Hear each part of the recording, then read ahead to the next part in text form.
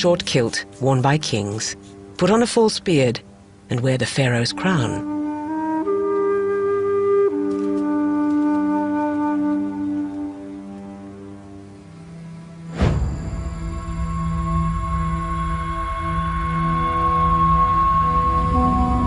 She also knew her success would depend on forging good relationships with the powerful priests of Egypt.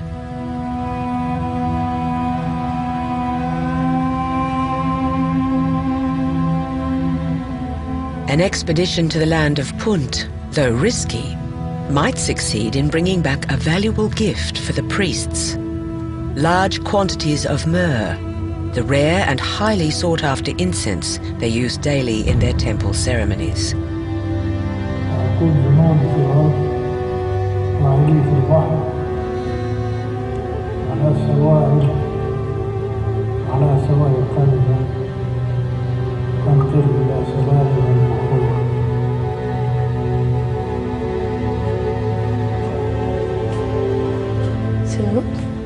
An oracle had been sent by the gods. Hatshepsut ordered her royal steward Senenmut to build 5 ships outfitted with sails.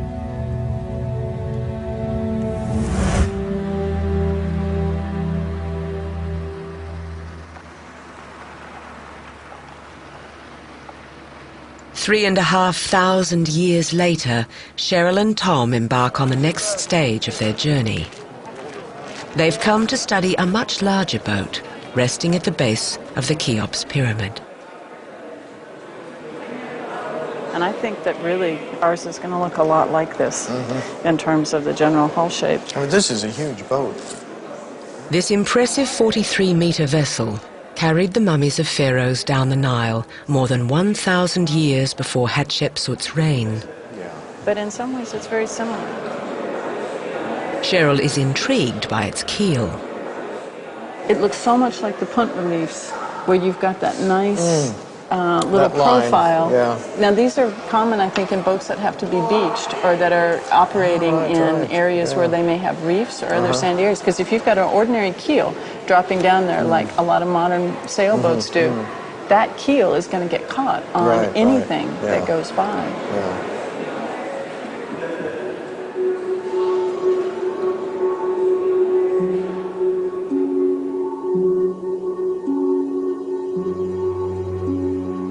The two researchers continued their investigation at the Cairo Museum. The display of model boats gives them valuable clues to the shape of the hulls and the earliest sails used in ancient times.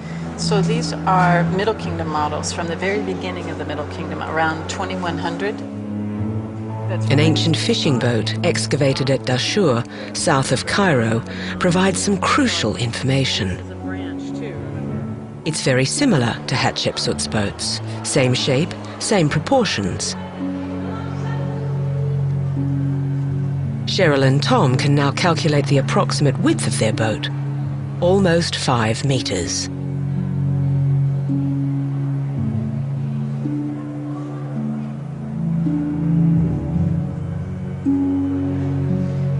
Now it's time to draw it, combining the relics of antiquity with the tools of the 21st century.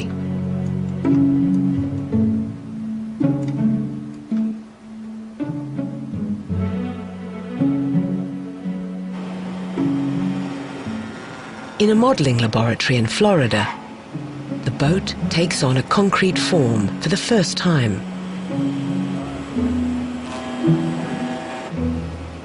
The next challenge is to figure out how to build it, based on the evidence found at Mersa Gawassis.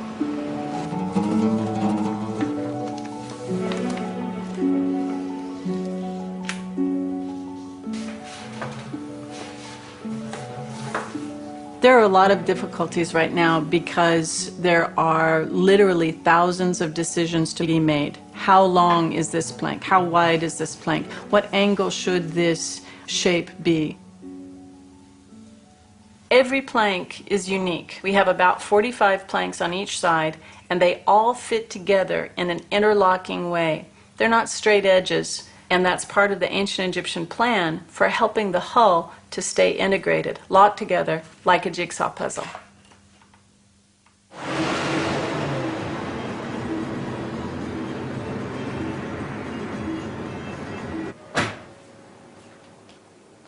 One of the amazing things, I think in Western mines anyway, is that there's no skeleton to build this boat around. We build the whole plank first. And the planks, the shapes of these planks that I'm working on now actually determines the shape of the hull, not the shape of any frames or molds or anything like that.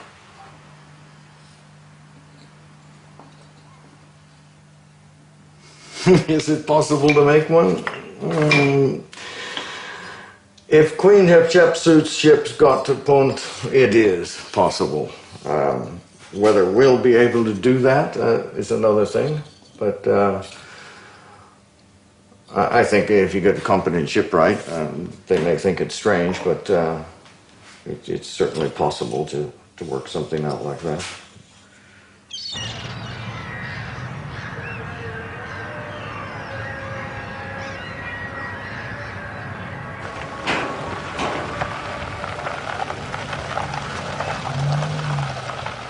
Cheryl has asked her friend, Egyptian archaeologist Mohammed Abdel Mawid, to help her find the best shipbuilders. It seemed an impossible mission, but after searching for several weeks, he finds some craftsmen keen to take the challenge of building the vessel, a family of shipwrights living on the Nile outside Alexandria.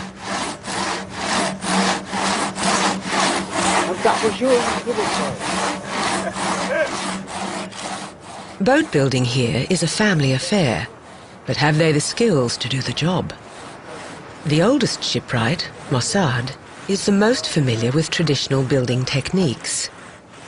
Yosri usually works on fishing boats. Their three brothers, Maruz, Hassan and Hamdi, will soon join them.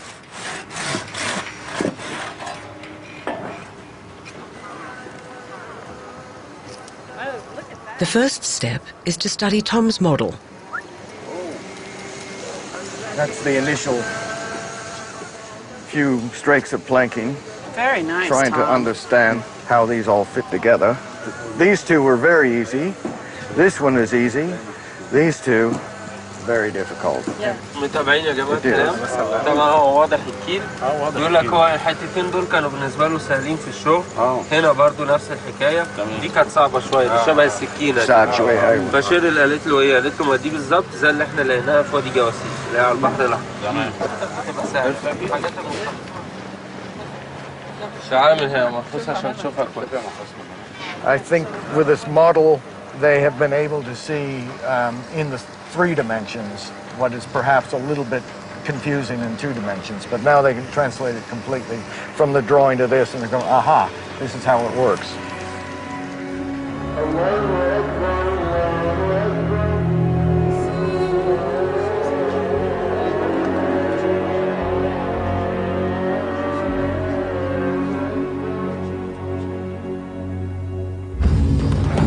Thousands of years after Queen Hatshepsut's reign, the shipbuilders of Rashid are summoning the skills of their ancestors.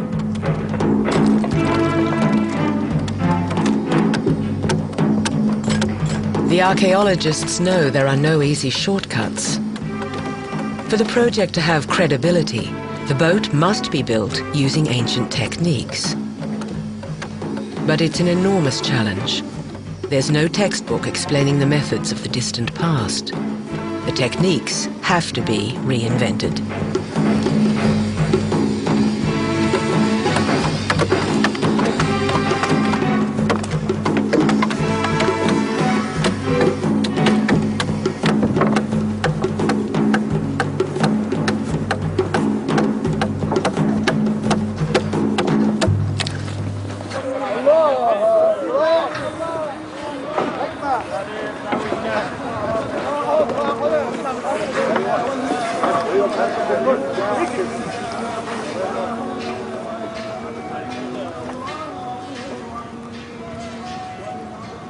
Every boat that's ever been built begins with laying the keel and the precision with which these shipwrights work with these very simple tools, levers, wedges, strings with the plumb bob.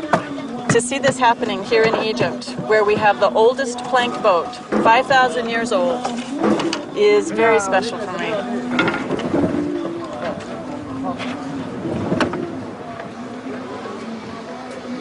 What I've really enjoyed about this process is seeing this whole shipyard come together and concentrate on this one piece of work. It's just really quite remarkable. They all know exactly what they're doing. Here we go again with the third piece. I mean, it's fantastic, really.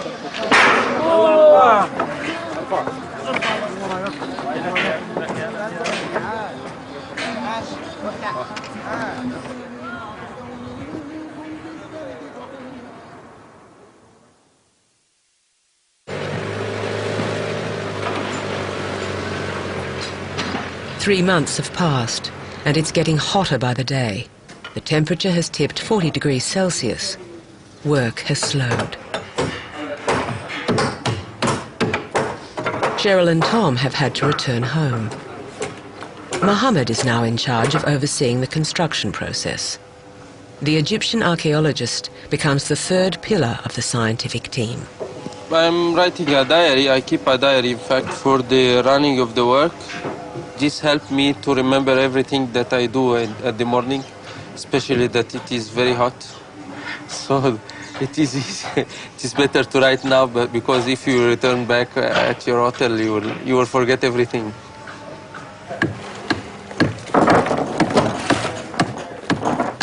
Examination of the planks discovered at Mersa Gawassis reveal the ancient Egyptians didn't use nails or metal.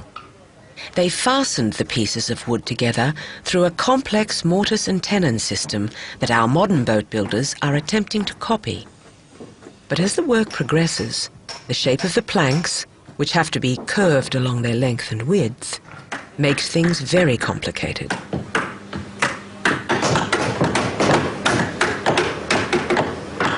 The rows of tenons and mortises must be made with greater, more painstaking precision. The fit must be perfect.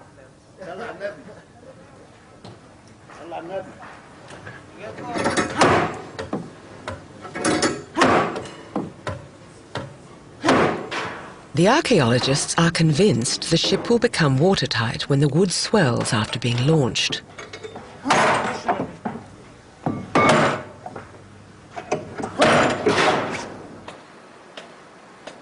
Two months later, their labour continues, piece by piece.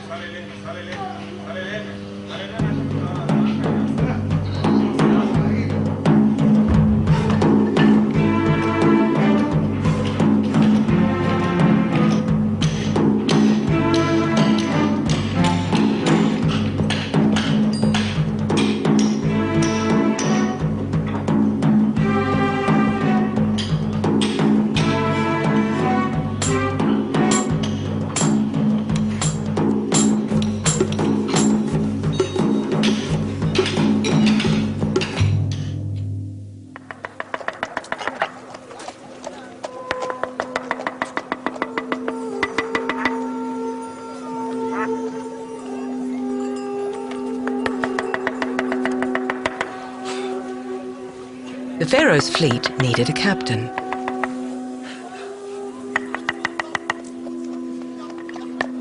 Hatshepsut chose Nehizi, a valiant soldier who had served her father in the past. When he agreed to take on this mission, Nehizi knew he'd be venturing into the dangerous unknown. The gods alone would decide his fate. In order to seek their favors, he had several cartouches of divine protection engraved on the stone anchors. And then they've attached it down there, and then they're able to just... 35 centuries later, David Van is the captain who will follow in Nehizi's wake. Because it's going to be so tippy, and once it gets rocking, it's going to... Before he ventures into the Red Sea, the skipper comes to take a look at his boat. I've never sailed anything like this. This is the kind of boat they were sailing up to 4,000 years ago. But compared to a boat now, of course, the technical term would be a pig. We would call it a pig now. You know, it's a beamy, heavy, short, fat boat that's going to move terribly through the water.